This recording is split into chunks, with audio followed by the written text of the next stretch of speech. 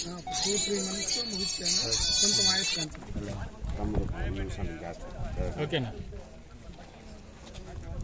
Okay. NTR జిల్లాలో వరుస వెంబడి ప్రమాదాలు జరుగుతున్నాయి. ఆల్ట్రాటెక్, రామ్కో, పరిటాల క్వారీ, ఇంకా బీటీపీఎస్ కెనాలు అనేక ప్రమాదాలు జరిగి మృతులు భారీ సంఖ్య పెరుగుతూ ఉన్నాయి. ఇటు ప్రభుత్వ తన బాధ్యత నుంచి తప్పించుకోగలదు.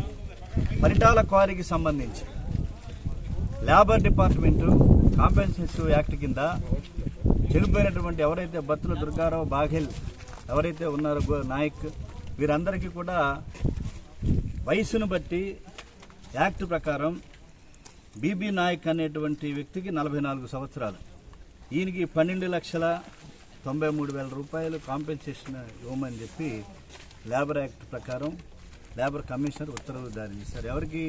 ఎవరైతే ఈ క్వారీ యజమాని ఉన్నాడో Pavan granites and metal works వాళ్ళకి. రెండోది బత్తుల దుర్గారావు, ఈయన వయసు 19 సంవత్సరాలు, 16,89,150 రూపాయలు కాంపెన్సేషన్ ఇవ్వమని చెప్పి అనౌన్స్ చేశారు. అలాగే బాఘెల్, వీరంతా కూడా జీకొండూరు, చౌటూరు గ్రామస్తులు, నివాసం, 35 సంవత్సరాలు, 14,77,950 రూపాయలు. మేము అడుగుతున్నాం, ప్రాణాలకి ఆక్షన్ వేస్తున్నారా, వెలగొడుతున్నారా? సేఫ్టీ మెథడ్స్ ఏవి? 99 క్వారీలకు అనుమతి ఉంటే 50 అనధికారికంగా ఇక్కడ తవ్వకాలు సాగుతుంది. కాబట్టి గనుల శాఖ ఏం చేస్తుంది? మామూళ్ళ మత్తులో జోగుతుంది, మామూళ్ళ మత్తులో నిద్రపోతుంది. ఇదొక 300 ఎకరాల స్థలాన్ని ఒక పబ్బులాగా గనుల శాఖ ట్రీట్ చేసినటువంటి పరిస్థితి అది. దీని నుంచి కార్మికులు బయటపడాలి. కట్టు బానిసల్లాగా చూసినటువంటి పరిస్థితి. కార్మిక చట్టాలు అమలు చేయరు, చట్టాలు ఉన్నా. కాబట్టి వాళ్ళ కారు యజమానుల పెద్ద మాఫియాగా ఏర్పడి ఒక మాఫియా ముఠా రాజ్యం వెళ్తుందనేటువంటిది వాస్తవం. కాబట్టి ప్రభుత్వం కూడా చంద్రబాబు నాయుడు గారు కానీ, పవన్ కళ్యాణ్ గారు కానీ, అలాగే ప్రతిపక్ష నాయకుడు వైఎస్ జగన్మోహన్ రెడ్డి గారు కానీ, అలాగే నారా లోకేష్ కానీ ఈ ప్రాంతాలను సందర్శించాలి. ఇవాళ క్వారీలో సాగుతున్నటువంటి అన్యాయాల్ని, అక్రమాలని, ఫ్యాక్టరీలు, ముఖ్యంగా ఎన్టీఆర్ జిల్లాలో పారిశ్రామిక ప్రాంతాలైనటువంటి జగ్గయ్యపేట, అలాగే కిలేశపురం, కేతనకొండ, దొనబండ, పరిటాల, అట్లాగే కొండపల్లి పారిశ్రామిక వాడ, ఇవన్నీ కూడా నిబంధనలకు విరుద్ధంగా సాగుతున్నటువంటి పరిస్థితుల్లో ప్రభుత్వ వైఫల్యం కొట్టొచ్చినట్టు కనపడుతుంది. కాబట్టి ప్రభుత్వం నైతిక బాధ్యతగా 50 లక్షల రూపాయలు కాంపెన్సేషన్ ఇవ్వాలని చెప్పి మేము డిమాండ్ చేస్తున్నాం. లేబర్ యాక్ట్తో పాటుగా లేని ఎడల ఖచ్చితంగా సిపిఐగా ప్రణాళికాబద్ధంగా పెద్ద ఎత్తున ఉద్యమాన్ని కొనసాగిస్తాం.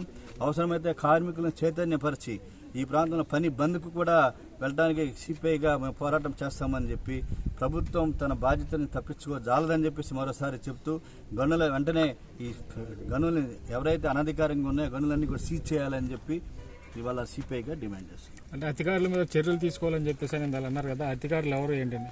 ఖచ్చితంగా గనుల శాఖ అధికారులు, దీంట్లో నో డౌట్ ఆఫ్ ఇట్. ఇవాళ ఉదాహరణకి ఆల్ట్రాటెక్ సిమెంట్స్ జరిగింది.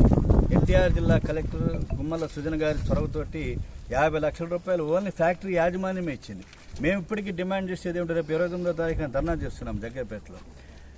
మరో 50 లక్షలు గవర్నమెంట్ ఇవ్వాలని చెప్పేసి నైతిక బాధ్యత వహించి, ఎందుకని అధికారులదే ప్రధాన బాధ్యత, దీని నిఘా అంతా దీన్ని పర్యవేక్షించవలసినటువంటిది. కానీ వాళ్ళకి నెలవారీ మామూలు రావటం వల్ల గనుల శాఖ అంతా కూడా, మైనింగ్ డిపార్ట్మెంట్ అంతా కూడా మామూలు మత్తులో నిద్రపోతున్నది. కాబట్టి నిద్రపోతున్న మైనింగ్ శాఖలో వారు ఎవరైతే బాధ్యులు ఉన్నారో వారందరినీ కూడా వాళ్ళ మదనపల్లిలో రికార్డులు తగలబెట్టారు. సిబిసిఐడి దర్యాప్తు పిలిపించారు. నేను అడుగుతున్నా, వాళ్ళ ఆల్ట్రాటెక్ సిమెంట్, రాంకో, పరిటాల ఎందుకని మీరు దర్యాప్తు చేయరు? దీనికి కారణం ఎవరు? కాబట్టి ప్రభుత్వం కూడా నైతిక బాధ్యత ఉన్నది. కాబట్టి ప్రభుత్వం కూడా వీరితో కలిపి 50 లక్షల రూపాయలు చనిపోయిన 3 కార్మికులకి ఇవ్వాలని చెప్పి డిమాండ్ చేస్తారు. పర్మిషన్లు ఉన్నాయంటారండి దీనికి? ఈ కోరిక మాకు తెలిసినంత వరకు 99 గనులకు మాత్రమే, క్వారీలకు మాత్రమే ఇక్కడ పర్మిషన్ ఉన్నది. 50 క్వారీలు అనధికారికంగా తవ్వుతున్నారనేటువంటి సమాచారం. కాబట్టి వాటిని సీజ్ చేయమని చెప్పేసి కూడా సిపిఐగా డిమాండ్. ఇప్పుడు మీరు వీటీపీఎస్కి సంబంధించి నిన్న ఒక 3 రోజుల క్రితం ఒక బాబు చనిపోయాడు. 3 సంవత్సరాల బాబు వీటీపీఎస్ నుంచి వచ్చే బూడిద వల్ల కాలువలో పడి చనిపోయాడని చెప్పారు. దాని మీద ఏంటి?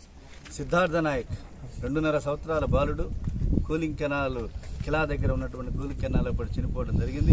మేమేంటంటే ఆయనకు కూడా, ఆ కుటుంబానికి కూడా కేవలం 2.5 లక్షలు ఇచ్చి పంపించేస్తామని చూస్తున్నారు.